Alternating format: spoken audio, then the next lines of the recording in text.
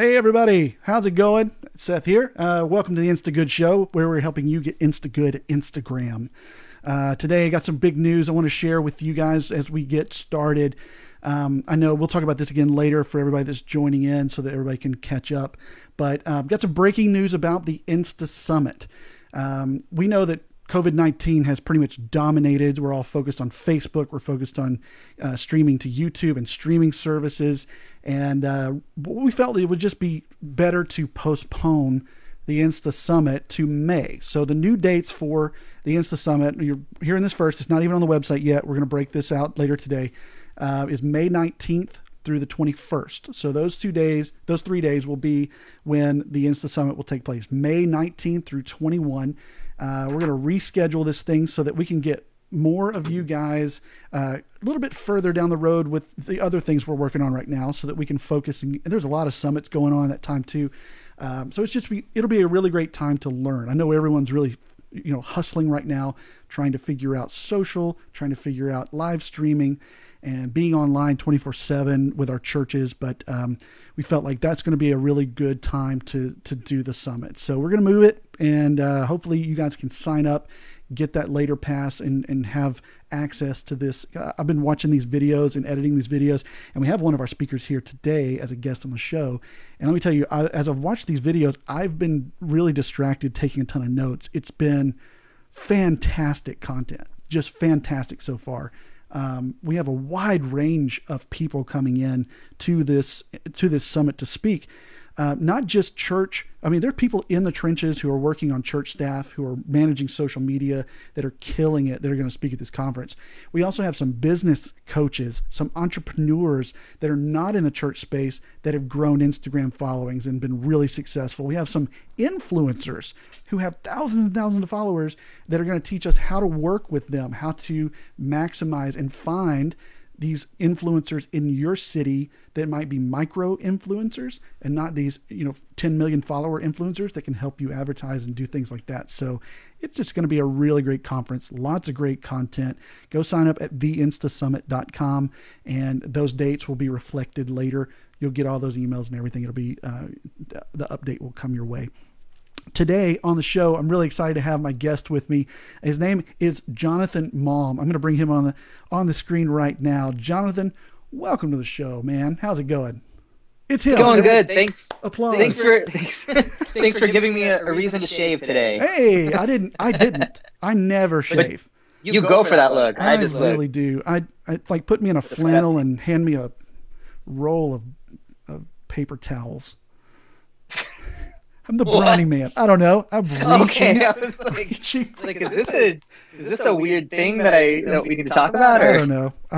Yeah, I went for it. And man, so good to see you, dude. Always a pleasure to talk with you. How are things going with you in your world, dealing with all the things? It's fun. My wife is furloughed from work, which she hated for about a day because it was something that was out of her control, and now she's loving it. So she's like going for a 2-hour walk through a trail right now, and then like watching all the shows and all the movies. So it's been good. Like as crummy as it is, like we're all going through the same stuff. Like I feel like I'm doing okay. So how about you? I'm good. I was working from home already. And so business has actually picked up for me. A lot of companies are going, hey, we need a website. Hey, so my agency, 8-Bit Communications, is really taken off. So I'm working all the time. Plus the InstaSummit's coming up. We're doing some things there, and man, it's been good. My wife we were very fortunate that she was deemed essential. She works in an assisted living facility with the elderly. And so she has to go in every day still, but they're quarantined off. She does PR marketing things for the Good Samaritan Society, which is a national brand of residences for the elderly. And so thankfully she's been able to stay on, and that's been great. I felt like you were getting bored saying that. You were like descending like a. It's a thing. Yeah, I don't really understand it. To be honest, it's like she goes into work. She's busy all day. She's loving her job, and she comes home and I'm like, "What'd you do?" And she starts to talk about it. And I'm like, "Okay, Ooh. cool, good cool. for you." Sounds great. And like she's great. She's one of the sweetest people you'll ever meet, man. Perfect to deal with, the older folks, as we call them here. Just really, really, really great. So we boomers, as they're called nowadays. Yes, boomers. The boomer generation. Boomers. Yeah, man, she's doing great. So our kids are freaking out though. They're 13 and 11, and online school is not fun for them, and they're not enjoying it. But it's kind of the end of the year. Teachers have, they didn't have a whole lot because of the testing and stuff that was canceled now. So yeah. So anyway, it's been crazy. I've had to go down and get onto them, like, get your work done, get your schoolwork done. That's juggling that, just like a lot of other parents are, trying to keep up with them. I told them they have a mile high stack of plates and dishes in the sink. Most of them are mine. They get to clean them up. So nice. Give them something to do. Anyway, let's talk about Instagram. I wanted to share some stats as we talk about why Instagram is a really good idea to invest in for churches. I think these stats kind of show some of those things. So I'll just read them off here. We got these from a blog post that had sourced all of this with, like, how do you say it? Statisticians? It's a Statia. I don't know. It's a research website. So anyway, places like that, they all came from, and I can link to it if anybody wants to read all of them. There's a really cool, what do you call those? A graphic. Infographic. That's it. Graphic man right there. I'll share that in the comments as well when we're done here. It's a graphic with info in it. What do you call that? What do you call those things? Dang it, it's right there. It's right there. Samsonite. I was way off. Okay, so first one is 71% of Instagram users are under the age of 35. Does that seem high? I mean, no, not really. Under 35. I think you'd probably be talking about like active users maybe too, because my mom's on there, but she's on once a month, and then she likes all of my posts, and I'm like, oh, here come her questions by text asking me about that picture. Like, what is it about parent? It doesn't really matter. In your parents' comment, it ends the thread. It just ends the comment thread. That's true. What is that? I don't get it. But anyway, it happens. The adults are here. Everyone be quiet. Uh-oh, his mom's watching. Shh. My mom started commenting too. She's got Instagram, and you could tell, like, the etiquette is she doesn't understand it. Like, she'll ask me questions publicly in the comment thread. Yeah. What is this about? I'm like, oh, Mom, come on, DM me that. Like private. But 71% of the users are below 35, which is interesting because a lot of churches, if you ask them, who are you trying to reach? They're going to go, young families. Yeah. Right. And that's young families. I mean, they're the ones with little kids that have 2 and 3 years old, and Instagram's got that demographic there. Yeah, I think it's even interesting because I think churches tend to try to make everything for everyone. Yeah. And what culture has taught us is you generally make things for the youngest generation, either for Gen Z or millennials. They're kind of dying out, not dying out, but I'm saying the influence that they have on culture is dying out. Yeah. Where I think we need to be aware that, like, hey, we can make things for Gen Z. Like, millennials might feel excluded, but not really. Like, we're okay, we're fine. Like, but you can make it with preferences for younger generations, and realizing that, man, if you're on Instagram, that's what you can be making it for younger generations. Yeah. And what's the oldest millennial now? Is it 37, 38? Yeah, 37, 38. I'm on the upper end of millennials. Yeah. So you get your millennials that we've tried to reach, and that are, really that's a big chunk of people too. When you think about how that age group spans so much, that a big chunk of them are on Instagram, and they're using it as a primary. That's one of the things too, is they're using it as a primary platform that they interact on. I'm technically Gen X.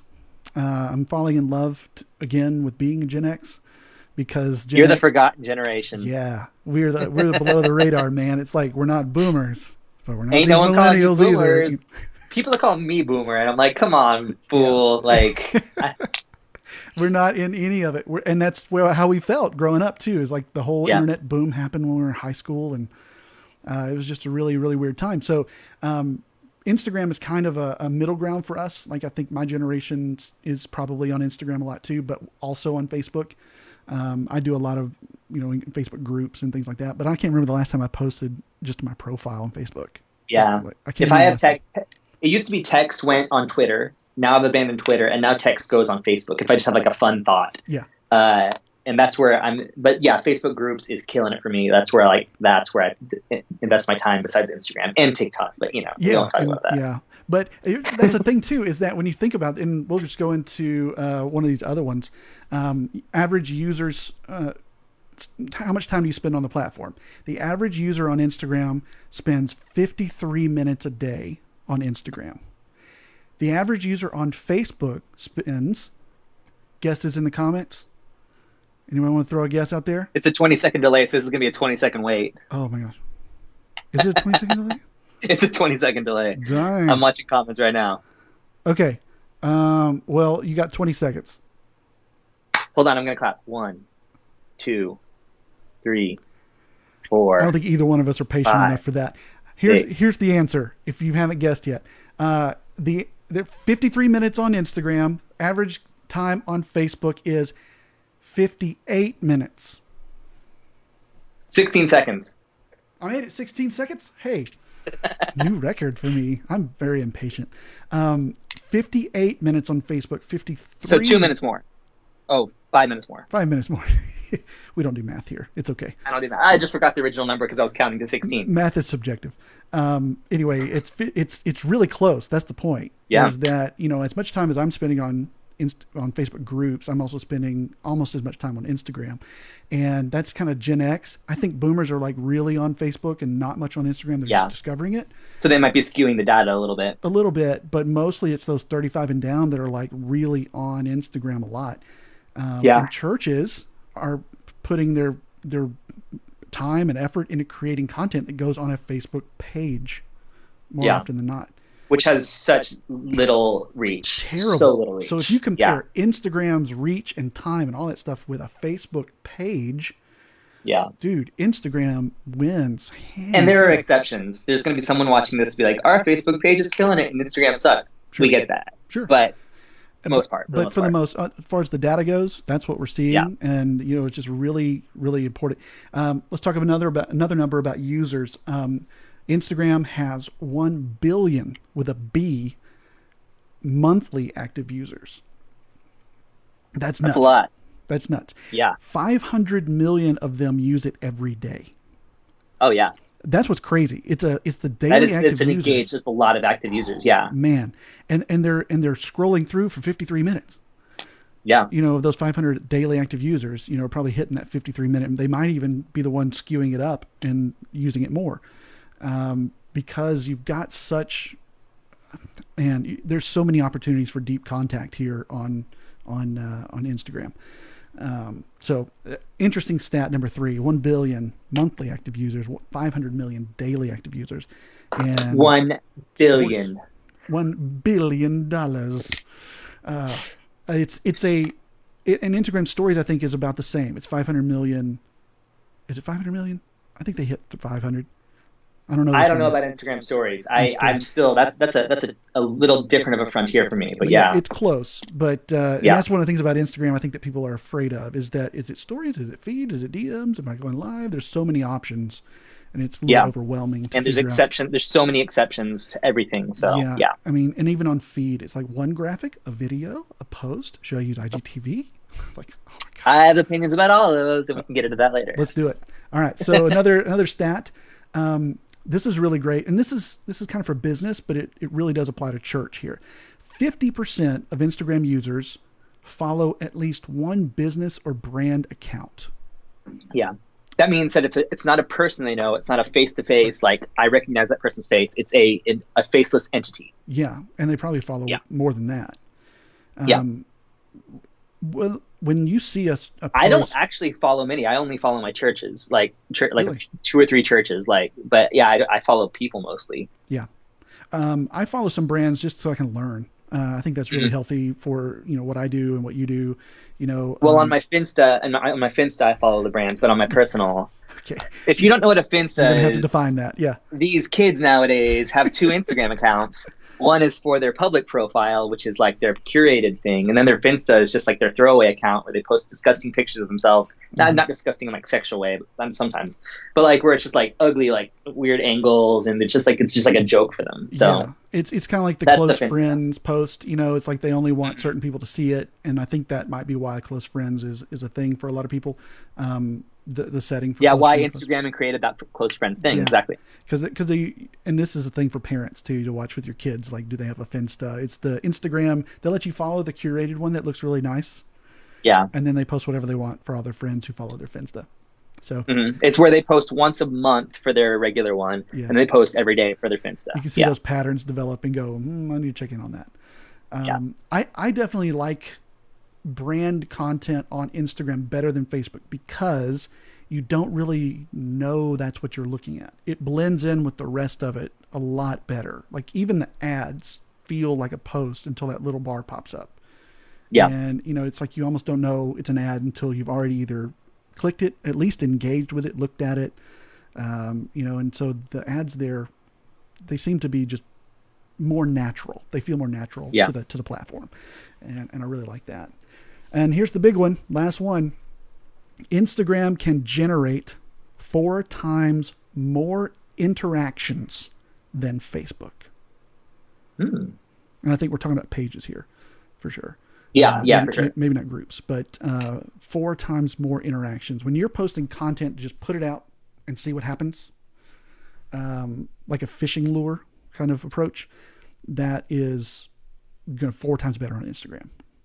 At Sunday Social, we've been kind of switching our Facebook page more to almost like a website where it's like we're focusing on reviews, we're focusing on showing what other people believe about us, just kind of showing our features. Yeah. We're not counting on engagement, and we're fine with that. And then Instagram is much more where we're trying to, have that two-way conversation more. Connect with more people. And I think we're in that era now where we really have to accept the way the platform works. And work our strategy within how the platform is designed to work by the ones who made it. Yeah. And I think we're trying to use the platform how we want to use it, how we think it should be. And honestly, man, I think the churches that are going, our Facebook page is killing it. I really think they're either paying for it or you've got some just unique super sharers on your rotation who see it first in your first sample.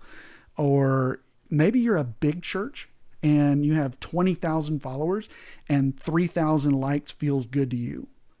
You should get Jeremy Poland on here because he's one who uses Facebook and they're killing it. And it'd be interesting to have his take on that. So get him on here and he'll tell you all the truth. Because I know he's a big Instagram guy too. He's a photographer, so he'll have good insight on that. But they're killing it on Facebook for some reason, so that's awesome. Yeah, that's great.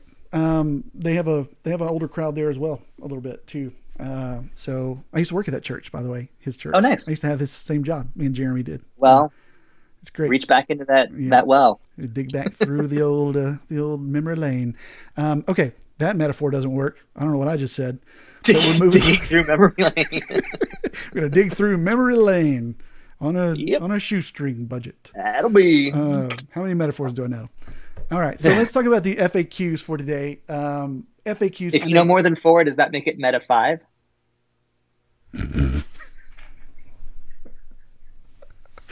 Did I just come up with the single greatest joke of all time? Oh my gosh, my mind is blown.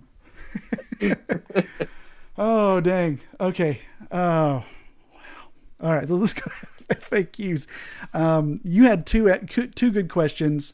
Let's ask mine real quick so we can get it out of the way because I think it feeds into what you're doing. Yeah, it's a throwaway. Why are screenshots of tweets so popular on Instagram? I mean, it's a thing. Yeah. Why do you think it's so popular? Wait, I was supposed to answer this? Oh, I'm asking you. Yeah. No, I think there's a meme element to it. Yeah. Where you trust that it's going to be something funny. Generally, those tend to be funny. Those tend to be thought-provoking. It breaks the... if you want to dip into a Brady Shearism, it breaks the norm and it stops the scroll, right? That's what it always says. But the idea is, it's something different. It's something that grabs your attention. And Instagram is a very visual platform. So anytime that you grab someone's attention visually, whether that be breaking the norm or just something that's exceptionally beautiful, you're going to stop and you're going to engage with it, right? So, and generally, again, you assume, like when I see a screenshot tweet and it's not funny, I get kind of mad a little bit. I'm like, you tricked me. And I do, I really do. I get kind of mad. I'm like, this is not what I thought it was going to be. And you lost my trust right there. Absolutely. So use that wisely, realizing that that's what people are expecting. Don't just try to do it to get attention. Do it because you're trying to accomplish the purpose that people are expecting. Yeah. Is my thought for it. It might be easy. You know, churches are pretty good at being funny. So, you know, it might be, sarcasm. Yeah, I'm like, that seemed like sarcasm, but it was very well cloaked. Yeah, So. Yeah. It's a struggle, and I think if you're using tweets to be funny, it's got to be like dad joke. Like dad joke, I think is safe, but yeah, I think tweets are popular for exactly that same reason. It's stopping the scroll, it's disrupting the whole feed. It doesn't look right. And of course, if we all did that, it would screw it up. But it does work right now, and it's a trend that's popular on Instagram. All right, so I want to ask you, in lieu of that, what types of posts are getting the most engagement on Instagram? Yeah. That's another popular question. What do you think? What are some of the most popular types of engaging posts that you're seeing? Yeah, so I mean, actually, they've been finding that video is doing poorly. Where we used to think video was the king, video is everything. It turns out when you post videos, with a few exceptions, and I have a theory on why this is true. Okay. It doesn't get much engagement. But one thing that's killing it right now, at least for us on Sunday Social, and we've seen like Willow Creek using these too, is carousel posts, which is the slideshow with multiple things. But it's not just like multiple pictures. It's actually almost like a miniature blog where you're diving deep into a topic. So we made one that just blew up recently called 3 Questions. The first title slide was 3 questions you should ask when reading the Bible. And then the first one was, what does this say about myself? Yeah. What does it say about, second one was, what does it say about God? And what does it say about humanity or something like that? It was those, kind of questions that you can actually get something from the scripture. Like, what is this telling me, right? It's the I am second question. Yeah, but it blew up because people were like, oh, this is really helpful content. Mm-hmm. It's easily digestible. I can digest it at my own speed. And I think that's the key for why video is not working is video traps me to your timeline. Whereas carousels that I can read, I am in control of that. Yeah. I've seen that on TikTok. Like I won't watch for a 15-second video because unless I know that I'm going to get some benefit out of it, and usually I don't, right? Right. I'm going to skip past. Yeah. And that's what happens. If they sit there and stare Instagram. At the camera, do nothing long enough, I'm going to move on before the thing happens. Unless they put the wait for it. Wait for it gets me for some reason. I know it does. It does.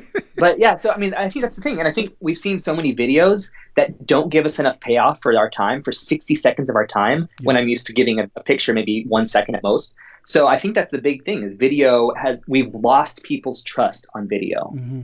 So the exceptions to the rule will be people who constantly put such good videos out that you're willing to stop and watch them. Yep. But carousels right now, people haven't lost the trust of carousels. So I think that's their work. I think people are catching on that carousels do well, and they're making them, and they're making crummy carousels. Mm-hmm. And I think that's going to ultimately kill that medium or whatever. But right now, I think it's good. Well, I've adopted the same thing. It's like I'm posting memes and user-generated content, or I'm doing a carousel of like a blog, basically a micro blog on Instagram.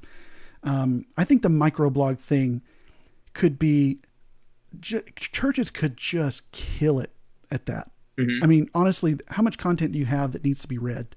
You think about as an average church, you've got so much content that could really be beneficial if you stop and read it, but people won't. This is a way they will. If you'll just design it a little bit, make it look really nice, and then have them scroll through at their own pace.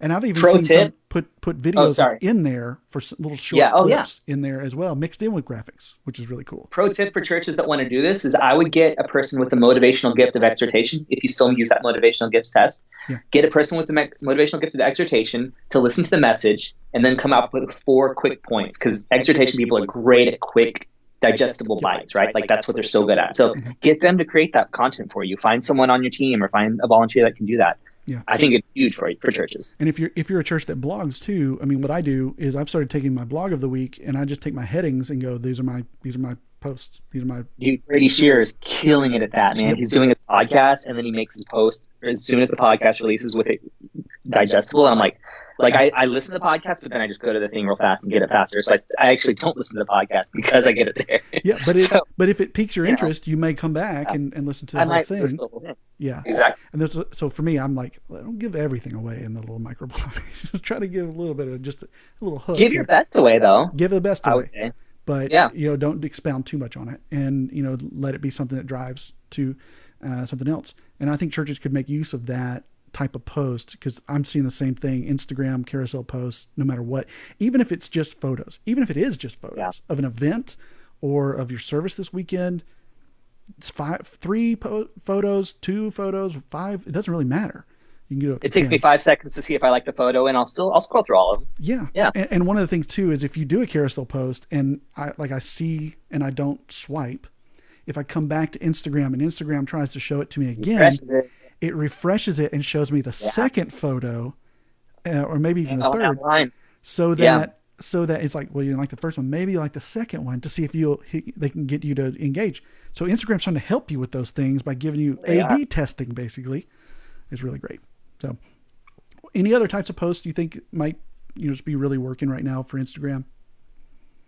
I think, man, I'm about to go into some philosophy here. I shouldn't do this, but like, I was realizing. So I'm writing this book, and we talked about a chapter 1 that we're writing this morning, and we just had this idea that whenever we create events are very focused on like, hey, come to my church, come to my church. It's very us focused. Like, hey, if you come to church, you'll meet Jesus, right? So we're almost unintentionally saying Jesus is in our building.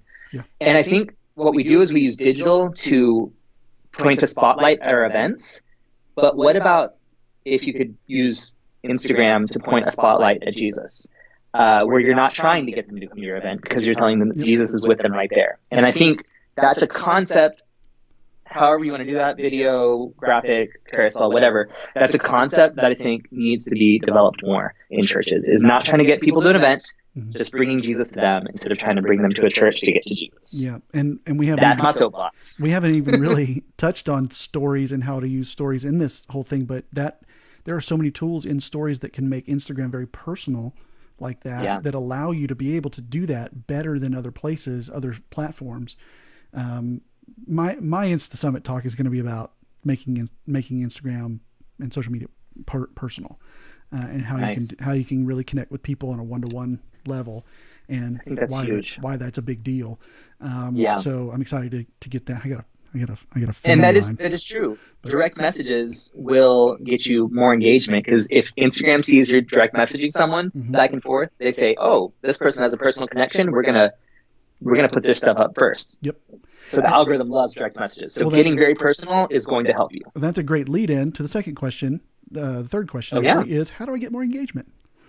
How do I get more engagement on Instagram? Let's define engagement first. Like, what do we mean when we say engagement? Because that's like a buzzword now, and it can mean kind of whatever you want. So what do you mean when you say likes, engagement? clicks, shares, comments, just anything that like makes me feel good because I got it, right? Dopamine. It's shot. The dopamine shot. So in TikTok, it's the comments, likes, and views, right?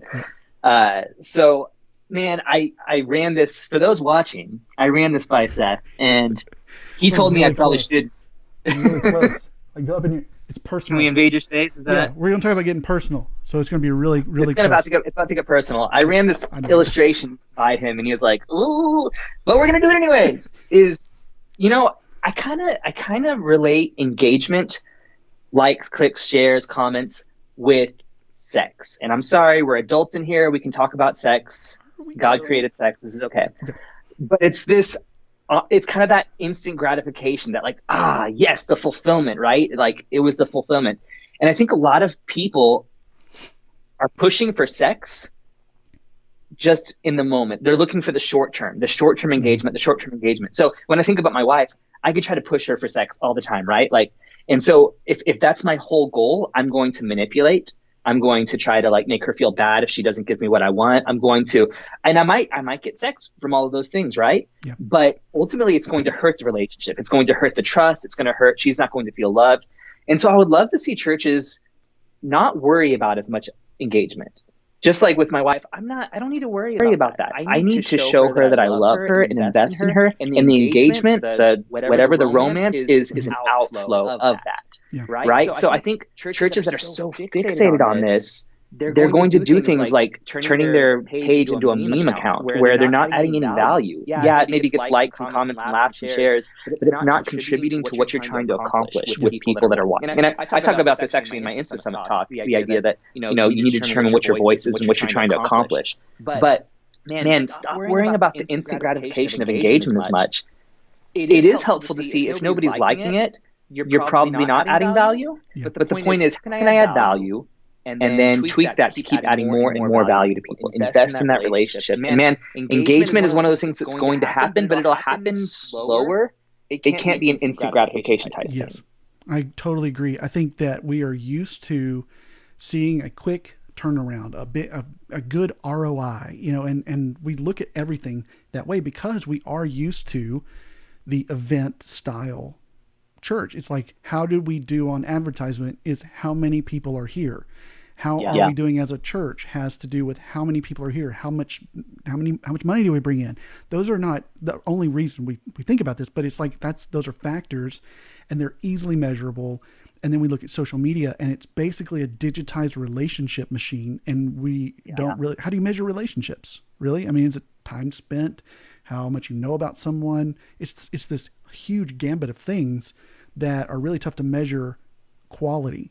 And so we've reduced that to the likes and the shares and the et cetera, which can indicate some of that stuff, but it's not what it's really about on social. And I think more now today, especially in the situation that we're in with everyone is at home, we're finally seeing that we have to figure out a way to enhance relationships digitally through these mediums, or we're going to really be in trouble. Well, I think that's the key is right now the beautiful thing about coronavirus is that everyone in the world is going through the exact same things. They're dealing with isolation, loneliness, fear, anxiety, and just the money issues, frankly. So if you notice for your church, if you post content that addresses those issues, you're going to blow up with engagement because you're hitting it, right? But a lot of times we don't know what to post. And so, I mean, here's some topics I use real quickly that I've been using for Sunday social content is focus on topics that deal with shame, not living up, isolation, loneliness, fear, anxiety, desire for influence, desire to make an impact, anger, unforgiveness, selfishness, sadness. If you can make content that's about that, those are universal things that people are constantly going through. What you do is you try to meet that need, you establish trust, you meet someone's need, engagement's going to follow from that. Instead of trying to say, what can get me more likes, is how can I meet someone's need, engagement will happen. Yeah, I always think about social media in the context of the story of the paralytic lowered down through the roof to Jesus. And it's always so fascinating to me in that story that he sees the paralytic. They have literally vandalized someone's home to drop him in through the roof because it's so crowded. And as he's lowered down, can you imagine Jesus be like, hey, what's up, man? It's like he's just showing up right in front of me. And then he's obviously paralyzed. It's so clear to everyone what needs to happen. And the first thing Jesus says is your sins are forgiven. And everyone's like, that's not why he's here. It's that it's like the real need. The real need is not knowing when things are and whatever. It's things you just mentioned. We're lonely. We have anxiety. And when churches can speak to some of those real felt needs, obviously the outer need of the paralytic was dude needs to walk, right? But his real true felt need that he didn't even know he had is he needs to be forgiven of his sins, because if whether he can walk or not, going to hell without faith, it sucks, for anybody in any situation. So he looks at this guy and really digs deep. And I think churches need to kind of look at our social media through the eyes of how can we pastor, how can we reach, how can we really deal with these needs, rather than what are we going to get out of this? Yeah. Because Jesus could have easily been like, get up and walk. And it would have been this great miracle. Everybody would have been impressed. They would have all thought Jesus was really great. But that's exactly what he didn't do. He said, I'm not going to put the focus on me. I want to focus on this guy and his real need. And I think churches... Yeah, if it had been Instagram, he would have posted, he would have said, hey, we actually have a healing service tonight, paralyzed dude. Why don't you come to our healing service? Come to the healing service. Instead of just meeting the need where he saw it, right? Yeah, for real. One of my least favorite trends on Instagram and now TikTok is when people go out and hand food to homeless people so they can film it. Mm-hmm. And I'm like, yeah, it's good that you did that. Technically, that's good, but your motive is pretty suspect. And I think that you can smell that a mile away. And I think on social media, especially Instagram, we can really, when churches are doing that, we can smell it. And it's just, it doesn't smell good. So, don't try to make people think that Jesus only exists in your building. Remind them that Jesus is with them everywhere they are. Yeah, that's great. Instagram is a ministry weapon against the enemy. Wow. So anyway, okay. Well, Jonathan, any other parting shots for Instagram on FAQs, things you've heard you want to just share before we get out of here? No, I mean, I can give you some more things. So, I mean, that's kind of like the spiritual list of things. But I also, as I'm creating content, we have that 8 things that I have. I think. We did it before. In our previous Instagood that we did before, I've added this. So I've used that as my framework. And then as I'm going through and creating a funny post or creating a belonging post, is I filter it through these topics. So the spiritual topics of shame, isolation, fear, desire for impact, anger, selfishness, sadness. Those are the felt emotional, spiritual needs. But then there are practical topics too that I think churches can address, of relationships. Obviously people do that in sermons, but you don't have to wait for a sermon to do that. Money, work, diet and exercise, or just physical health. But then there's also spiritual disciplines. And I would love to see churches address the emotional issues and then push people towards spiritual disciplines of holiness, reading the Bible, prayer and fasting, giving, worship, and community. I think we so often focus on worship and community, which we think only happens in our building, and that mostly is where it happens, to be honest. But man, imagine taking that to people where they are. And I think we're seeing that right now. Churches are forced to take. No longer are we inviting people into our buildings. We're hoping they invite us into their building, right? That's the shift that's happening. And they've already been doing this on Instagram. They've been inviting you into their home. Why are you trying to get them to come to your house? Enjoy the presence with them right there. It's great. I heard one of the latest Carey Nieuwhof podcast. Love Carey Nieuwhof, fantastic thinker. He interviewed, I'm going to forget the name. Anyway, they were talking about how the church is struggling right now because we've handed off leadership to the homes to disciple their kids, to run their spiritual lives, when there has been a consumeristic approach to church where they come to our building, come to us for guidance, leadership, etc. And it's not a knock on people. It's just, this is how it's been. And, now not a knock on the church either. Yeah. It's not. I mean, it's not, we should address it, and we are now, because we're being forced to. And I think this is one of the silver linings that God is using this to do, is to show us that we are supposed to equip people to lead their families, right? And now that you're in your house with your family 24/7,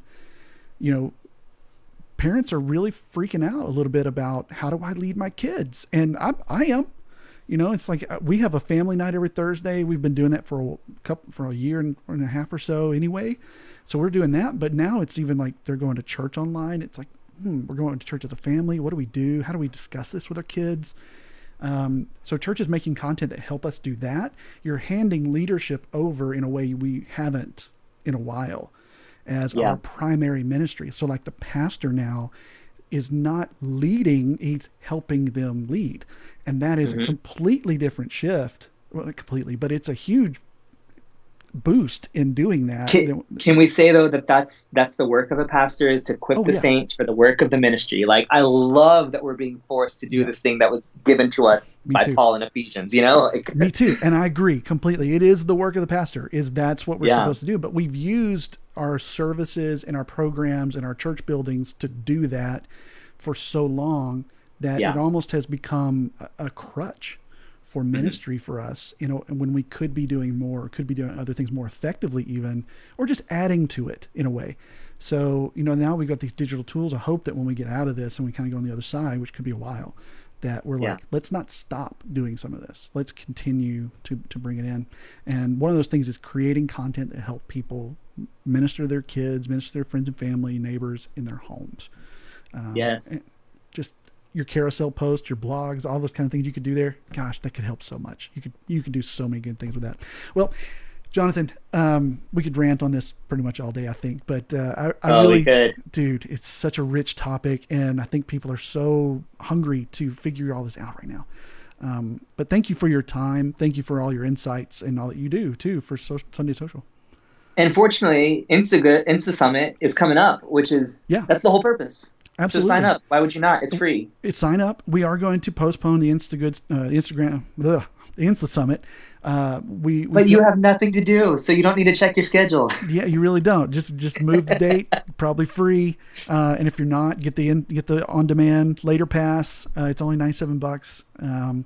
Just and that way you can get it whenever you have time. There's a lot of summits going on in May. It's going to be a really great time of learning for us all, I think, because we're all trying to pivot. We're all trying to, and we've asked a lot of our speakers to pivot a little bit too in that summit to help with this kind of specific thing. So a lot of that's going to be really relevant for now Instagram versus just Instagram in general. So I'm really excited about it. Like I said, I've been looking through the content. It's awesome. Your talk is really great. I've really enjoyed everything. Thanks. Right. So I got to record mine. Hopefully I get to that soon. Just whatever we talked about here, use that. I'm just going to copy stuff, so. just this. This will be great. This will be our co-talk. All right. Well, thank you guys so much for watching. I really appreciate you tuning in for the Instagood show.